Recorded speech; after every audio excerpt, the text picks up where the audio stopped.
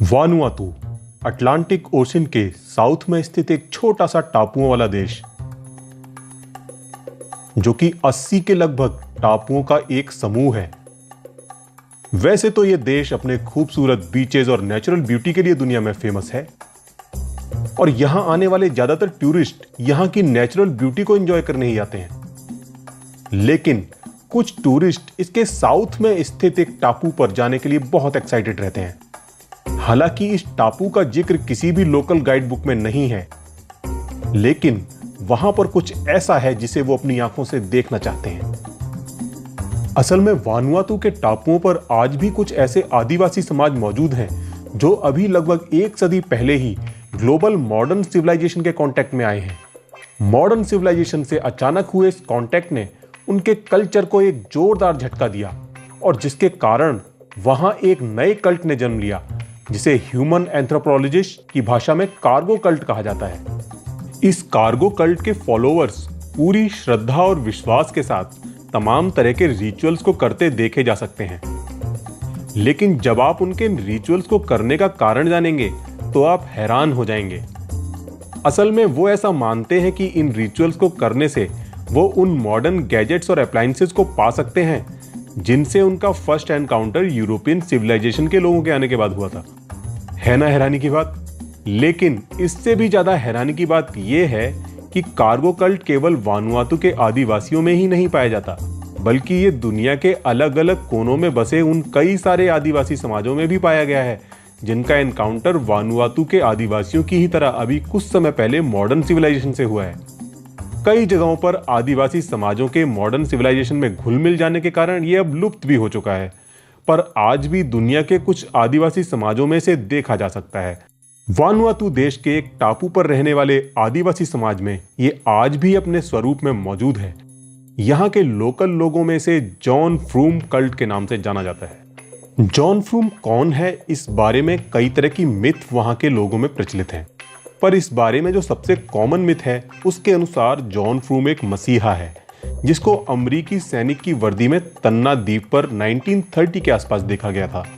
उसने वहां के लोगों को एक मैसेज दिया था कि वो ईसाई मिशनरियों द्वारा सिखाए गए रिचुअल्स को छोड़कर अपने लोकल कल्चर से जुड़े रहें। यदि वो ऐसा करते हैं तो एक दिन अमरीकी लोग यहाँ आएंगे और उनके लिए तमाम मॉडर्न गैजेट्स की सौगात लेकर आएंगे जिनसे कि उनकी जिंदगी बेहद आसान हो जाएगी, और बताते हैं कि ऐसा हुआ भी था। सेकेंड वर्ल्ड वॉर के दौरान अमेरिका ने महासागर में स्थित कई टापुओं को अपने आर्मी बेस की तरह इस्तेमाल किया था। इन्हीं टापुओं में कुछ टापू ऐसे भी थे जिन पर कुछ ऐसे आदिवासी समाज मौजूद थे जिनका सामना ऐसे आधुनिक साजो सामान से पहली बार हुआ था और जो उनके लिए किसी जादू से कम नहीं था। इन्हीं टापुओं में एक टापू तन्ना था जो उस समय ब्रिटिश कॉलोनी का हिस्सा था और वहां के आदिवासियों का संपर्क आधुनिक सभ्यता के नाम पर अभी तक केवल ईसाई मिशनरियों से ही हुआ था। और कुछ चिटपुट आधुनिक साजो सामान जो वो मिशनरी अपने साथ लाए थे के अलावा उन्होंने इतनी बड़ी मात्रा में इतने आधुनिक साजो सामान को पहली बार देखा था। जब हजारों सैनिक अपने साथ तमाम मिलिट्री इक्विपमेंट के साथ वहां पहुंचे तो आदिवासियों के आश्चर्य का ठिकाना ही ना रहा। वो समझ ही नहीं पाए कि आखिर इन चीजों को किस तरह बनाया गया है। उनकी समझ से तो इन चीजों को इंसानों के द्वारा कतई नहीं बनाया जा सकता था, तो जरूर इनको किन्हीं जादुई शक्तियों ने बनाया होगा।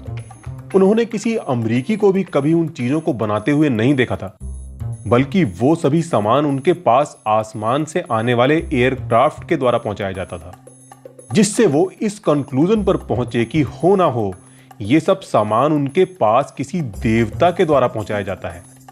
उन्होंने अमरीकी सैनिकों की डेली एक्टिविटी को बड़ी बारीकी से ऑब्जर्व किया, जैसे परेड, एयर स्ट्रिप का construction, air traffic controller tower का कंस्ट्रक्शन, रेडियो कंट्रोलर की बातचीत जैसी बहुत सी एक्टिविटी को वो देवताओं को प्रसन्न करने के लिए किया जा रहा एक रिचुअल समझ बैठे।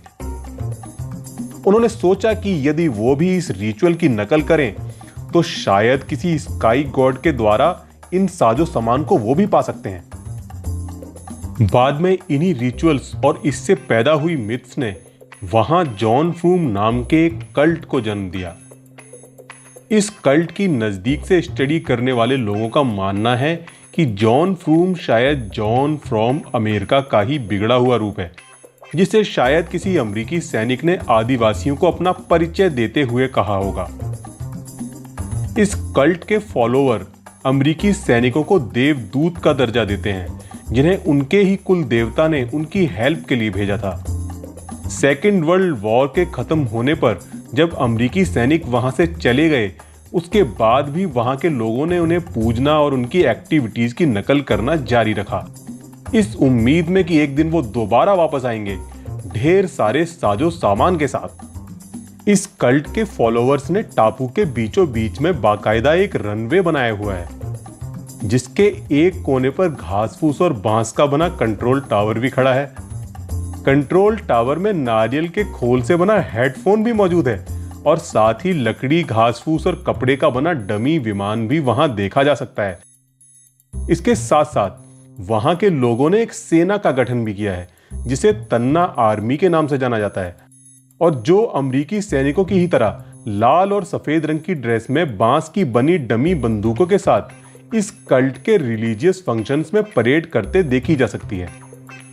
15 फरवरी को यहां पर पूरे धूमधाम से जॉन फ्रूम डे मनाया जाता है, जो कि इस कल्ट का मेन एनुअल फेस्टिवल है। ऐसा माना जाता है कि जॉन फ्रूम ने इसी दिन तमाम आधुनिक साजो सामान के साथ वापस आने का वादा किया था। मिथ ये भी है कि जॉन फ्रूम की वापसी पर पहाड़ सपाट हो जाएंगे, सभी द्वीप मिलकर एक हो जाएंगे, लोगों को अपने सारे दुख, दर्द, तकलीफों, समस्याओं से मुक्ति मिल जाएगी, रोगी स्वस्थ हो जाएंगे, बूढ़े जवान हो जाएंगे। बस समस्या ये है कि जॉन फ्रूम के आने की डेट तो पता है, पर ईयर का कुछ अता पता नहीं। बहरहाल इस कल्ट के फॉलोअर्स को अपने मसीहा के वचन पर पूरा भरोसा है, और जिसकी बदौलत वो पिछले लगभग 60 सालों से उसकी वापसी की राह तक रहे हैं। यदि आप इस कल्ट की मान्यताओं पर हंस रहे हैं तो जनाब जरा एक बार अपने आसपास नजर दौड़ाइए, जरा गहराई से सोचिए। हमारे समाज में मौजूद छोटे मोटे पंथों संप्रदायों का तो कहना क्या, पर दुनिया के कुछ सबसे बड़े धर्मों की अगर बात करें तो क्या इनकी भी मान्यताएं इस कल्ट जैसी ही नहीं है? क्या दुनिया में जीसस के करोड़ों फॉलोअर्स पिछले 2000 सालों से अपने मसीहा की वापसी पर विश्वास करते नहीं आ रहे? क्या मोहम्मद के फॉलोअर्स 1400 सालों से कयामत या कहीं जजमेंट डे का इंतजार नहीं कर रहे? क्या हिंदू विष्णु के भावी अवतार कल्कि में आस्था नहीं रखते? क्या इन सभी धर्मों के फॉलोअर्स किसी ना किसी रूप में सैल्वेशन यानी दुखों से सदा के लिए मुक्ति में विश्वास नहीं करते, फिर चाहे वो जन्नत के रूप में हो या मोक्ष निर्वाण के रूप में? और ये तो केवल कुछ बातें हैं, ऐसी मान्यताओं की लिस्ट बहुत लंबी है।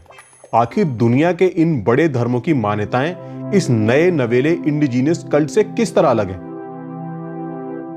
क्या उन्होंने भी बिल्कुल हमारी ही तरह अननोन के बारे में मिथ्स क्रिएट नहीं कर ली हैं?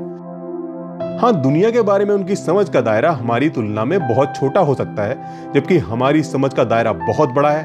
पर जहां तक अननोन की बात है, यानी ब्रह्मांड के वो रहस्य जो अभी तक हम समझ नहीं सके हैं, जैसे ये ब्रह्मांड कैसे बना, ये जीवन क्या है, मौत क्या है, सुख दुख की वजह क्या है, जैसी बहुत सी चीजें जो आज भी हमारे लिए एक पहेली हैं और जिनके बारे में अलग अलग धर्मों में अलग अलग तरह के मैथोलॉजिकल, फिलोसफिकल एक्सप्लेनेशन हैं, को मद्देनजर रखे सोचें तो दुनिया के बड़े धर्म और उस कल्ट की मान्यताओं में कोई खास फर्क नहीं लगता। हाँ, शायद उनके पास अपनी मान्यताओं के पक्ष में हमारे जितनी अच्छी आर्गुमेंट्स ना हो, जिन्हें हमने कई सदियों की मेहनत से तैयार किया है, पर बावजूद इसके वो आज भी सिर्फ और सिर्फ फेथ के सहारे ही खड़ी है।